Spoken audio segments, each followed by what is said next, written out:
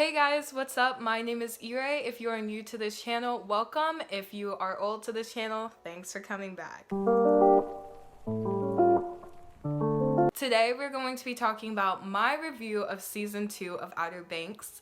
Woo, I'm so excited. A small disclaimer, I haven't finished the series yet, but by the end of this video, I would have finished the series and I'm going to explain like everything that I feel about it. I'm currently at the start of episode 7 of season 2. If you all know what happens in episode 2, there's gonna be so many spoilers in this. If you haven't seen it and you want to see it, watch it, and then you can come to this point. I'll include like section headers so you can see where I stop. Yeah, we can just like go through this together. If you haven't seen Outer Banks and you don't plan on watching this, but you're still supporting this video by watching it, thank you so much. It's super interesting. I have a lot to say about it. Overall, I would say it is a good show. This show came out like 5-6 days ago. Back during the school year, I made like this presentation about season 1 of Outer Banks and how it had plastic representation. And plastic representation is basically the concept where you might have a super diverse cast, which means you can have people of multiple ethnicities, races, disabilities, sexualities, and stuff like that. So it's all encompassing in that. But if you have these diverse characters portrayed in a way that's very shallow or stereotypical of what makes them diverse, or they don't really have as much depth in comparison to other characters, that's plastic representation. Because even though those characters are represented, they're represented in a way that's not fully encompassing of a person who might have that diverse representation. And again, people of different diversities, every single person is going to be different. What makes it plastic is if you follow the stereotypes of that diverseness and if you don't add depth to that character more. So I talked about that in Outer Banks, in particular to Kie and Pope, and how them as characters, and even Sarah too, as diverse characters, their plot lines were very shallow and the way that they were perceived in the show was super plastic. And even for Sarah too, being one of the only female kind of lead characters at the time. Okay, so now we're talking about season 2. We have gotten to the point where Sarah and John B are like, oh my gosh, we're so in love, we're on this random boat, we're going where? To the Bahamas. Cool. I'm just gonna talk about the general plot points that I thought were interesting in the show, and plot points where I think I wish more things were added, and just like stuff like that, and basically little rants. So on the topic of plastic representation, I'm gonna talk a little bit about Sarah and Kie's relationship. So there's this test called the Bechdel test, and basically there are 3 simple rules to passing the Bechdel test. The first one is that they have to be at least 2 female characters, they both have names, and they both talk about something other than a man. It's essentially a test for films to see if they have at least some, even the smallest depth to their female characters. And for some reason, it's really very much a struggle for Outer Banks to pass the Bechdel test, considering that its audience is primarily female. Essentially, I know there are 2 scenes in particular where they both fail. I think the first one is maybe when they're sitting down and Sarah and Kie are like, oh, I got married to John B, and Kiara's like, oh my gosh, like, wow, serious? And then the second one is them talking about Pope, and Kiara's like, I don't know. I've yet to see them talk by themselves since then. And I just think it's super interesting because there is more to their characters, and there's a deeper way that they can connect to each other that is outside of the relationships that they have with the boys in their group. For example, they're both kooks who chose, in a sense, the Pogue lifestyle to like be with their friends. That comes with their lives being harder. Essentially, for the Pogues, they've kind of had more difficulties in their lives, thus making it not like they haven't had a big transition to go into what they're currently going through, because it's just crazy, but I'm saying like Kiara and Sarah had this basically easy lifestyle where their opportunities were going to be handed to them, and that life was basically a road that they just had, a straight road that they kind of had to follow, maybe a few curves here and there. So when they decide that they want to live with the Pogues and live the Pogue lifestyle, Pogues for life, you know what I'm saying, and they're essentially distancing themselves from their kookness, from their richness, from their accessibility to an easy lifestyle. It's something that's difficult or different in the sense that it's a transition. It's something that you go through, and they're both going through this together, both in very much different ways. I have to say that Kiara's family is completely different from Sarah's family, but they're both going through the transition, but like they're not acknowledging that they're doing that together. They only establish themselves in their relationship in reference to the guys who they're in relationships or friends with. They also, in some sense, have families that abandon them, or they're abandoning their families in some way too, which is also pretty deep. And they're kind of going through that together, but they don't really acknowledge it together. Like Kiara's family, she was like, I'm gonna live this pogue lifestyle. I understand that you don't like that I'm a pogue, but I'm gonna be a pogue, blah, blah, blah, blah, blah. And then her family's like, Rah! And then her mother tosses everything over and she's like, go live with them if you want. And so her family is basically like, bye, I don't need to see you again. With Sarah's family, she can't really return to them if she wanted to, because Rafe, no, he's a no-no. And her dad, Ward, and her mom, I don't know what Weasley's doing in this house, but like, that's not a safe environment for her to return to mentally and physically, whereas Kiara is more of a more mental thing. And that's something that they could both connect. Like, they could both be like, our families are not safe places, so now we have to be a family within the Pogue life, and we can be sisters on some level. I see like the group as like a family, right? Like, they see each other as a family, but it doesn't feel like Kiara and Sarah see each other as sisters. Another thing that grinded my gears, Kiara saw Ward kill that one guy, the one pilot guy. She witnessed a murder, and she goes and she calls that murderer and yells at him, saying that he's a murderer. And of course, the idea is basically to make the audience freak out, like, what's gonna happen to this video camera if it drops and gets destroyed and then all of this evidence is gone. I just think that's an interesting way how they chose to do it, by Kiara just being absolutely bonkers. What would have to possess you for you to witness a murder and then call out that murder when you have it on video and you just need to send it to the police? I don't know. I'm trying to think of any logic, and even the most irrational of thoughts would not lead me to do anything like that. So she lost the most crucial information like ever. Like, Kiara had done that to me, I would have lost it. And the thing is, they kept on being like, I stepped on someone's foot, and then like JJ did this, and then I knocked it over, like a blah blah blah. None of it would have happened if Kiara hadn't opened her mouth. I just think it could have been done better. Kiara to do that, I'm upset. I'm upset about it. If they're not upset, I'm upset for them. Another thing that is super upsetting, the fact that Sarah and Kie have never won a fight by themselves ever in the show. I've been keeping track. It's so simple. It makes them damsels in distress. They've been damsels in distress since day one. Okay, I'm gonna explain it in two ways. Topper's saving of Sarah, completely different thing. I'm gonna talk about that later. But they never win a fight on their own. Even in season 1, there was this one time where some guy was strangling Kiara and Pope had to save her. It's like, oh, cute, now Pope saved her. Does Kiara care? No, because Kiara doesn't care about Pope, at least not in that way. It makes them seem so weak, and there's no way you could survive being in that group or even be a part of that group if you're weak. Therefore, I know they're not weak, and I know that they're capable of winning at least one fight. That's to the writers out there, because I was watching the show. This looks like it's written by white men. These characters are described and portrayed and basically go through this plot as if it's written by white men. Was I wrong? No, it's written by white men. And I'm not saying that they don't do an incredible job of writing other scenes, but the way that these female characters are portrayed, it's like there's no way that you can't develop them as a character who has her own physical strength as well. She just always needs to be a damsel in distress needing to be saved. No.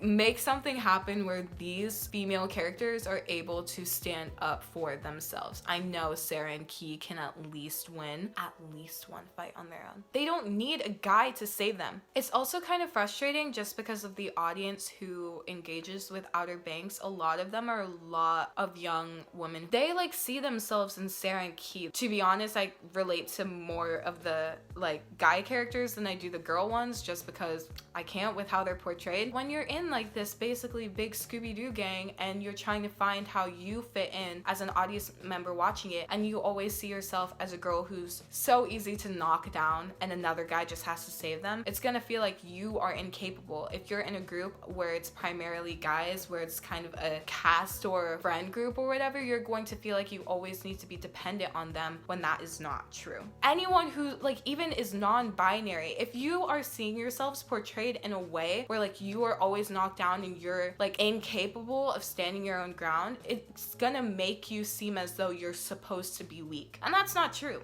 at all. But if you're always seeing the male characters, like the guys always being strong, and again, they obviously all have their weaknesses, and I do like how they portray vulnerability throughout the show, but when it comes to the physicality of it all, Sarah and Kie just need to stand their ground at least a little bit. Sarah and John B are married.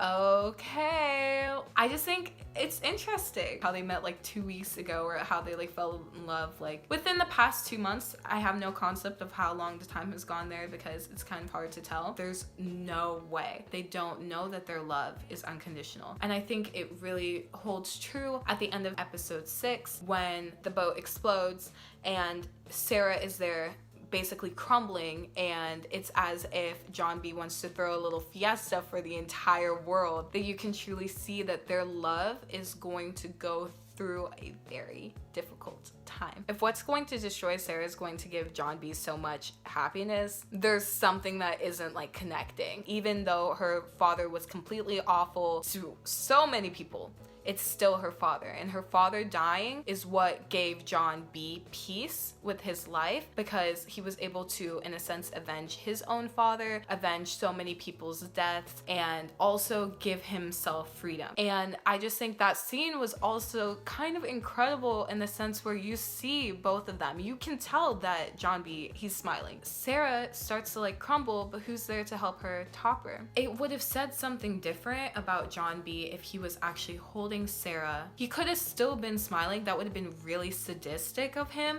but it says something completely different about him, because even though it gives him peace, he's still there to comfort his wife, but he wasn't able to because it holds too much for him, and both of their feelings are both valid. They very much have their reasons for being the way that they are, but if they're not able to understand that and accept that of each other, their marriage not gonna go far. I haven't seen the rest of it, so you can tell me. Okay, Sarah and Topper. It was a good job on their part to bring Topper back the way that they did and to reintroduce him into the plotline, because you see him just at the country club minding anything but his own business, being like, oh, what's going on, like a blah blah blah. When he saved her from Rafe, what was he doing there? I have no idea, but we'll look past that, I guess. But it's also important to notice that he was there for Sarah, and that he will be able to be there for Sarah, most importantly when her father died. He was the one who came and picked her up. None of her friends went to her side. Why is no one going to their side? Because what do they want to happen? Ward has put them through the whole world, but who was really there to support Sarah? And I think that's something that's so important, and I don't think that she should forget that, because they could have still comforted her while that happened. Your friendship, how strong is it for you to be like, I can still hold her? It says something about them and their friendship. But the concept of JJ being like, I'm just gonna end up in jail anyway. There are so many different ways that this plot line can go, and I really hope that it ends up with him learning that his path in life, based off of his like family and the lifestyle and just like the way that everything's going, does not have to lead him to jail. And I don't want his like actions, which are kind of crazy and like reckless and like super dramatic, to be seen as like, while some of them are self-destructive, some of them are like acts of bravery. You're only seeing all of his actions as self-destructive and like being stupid, then he's just going to perceive himself as that, and then he really is just going to be on that path of, well, everything that I do is stupid, so I'm just gonna end up in jail anyway. Kiara and Pope. I really hope that the plotline goes where she basically realizes that she likes girls too and that she's pansexual. It's not gonna make up for anything that she said to Pope, but Madison Bailey is pansexual. One scene that like stuck out to me was when she was like, which Pope are you going to be today? Are you going to be this Pope or this Pope? And then he was like, I don't know what they were doing, like smoking. And then he was like, I don't want it. And then she's like, you're gonna be boring Pope. And I'm like, excuse you? Obviously this is showing her deeper insecurities, which, are they gonna address it later in the show? I don't know. But she was so disrespectful to him, and like Pope does not deserve it. I don't understand where the storyline went, them like being awkward as friends. I don't know, I feel like it could have gone differently. Something that is absolutely terrifying is the fact that Rafe will now be free because his dad said that he did it. What I really want to happen is for Rafe and his mom to yeet it out of that country, for Rafe to go seek help somewhere else, and they can just live a life there. Because if he ends up in jail and he doesn't get the help that he needs, he's not going to grow as a person. But he has the potential to go somewhere else and grow as a person. Some things that I also really like about this season is how fast-paced it was. I watched most of it in a car with a ton of children, and the entire time I was like, I was not the one driving, don't worry. I also really like the character banter. I just think it's cute. I also like how they spent some time in the Bahamas and then actually got to know the characters there, and then Cleo actually became like a pretty good contribution to the show. I thought they were gonna kill her off, but they didn't. I hope that she can come back in some way. I really want them to acknowledge Sarah and John B, that their love might not be what they think it is. And that is completely okay, and for them to accept that and understand that and for it to be fine. I want Kiara to own up to her disrespect for Pope. I don't really have any complaints about his storyline so far. I also have no idea where it's going to go. I also want JJ to realize that he is more than what his friends tell him. If Topper stays and if he ends up getting closer to Sarah, I need there to be a lot of respect in their relationship,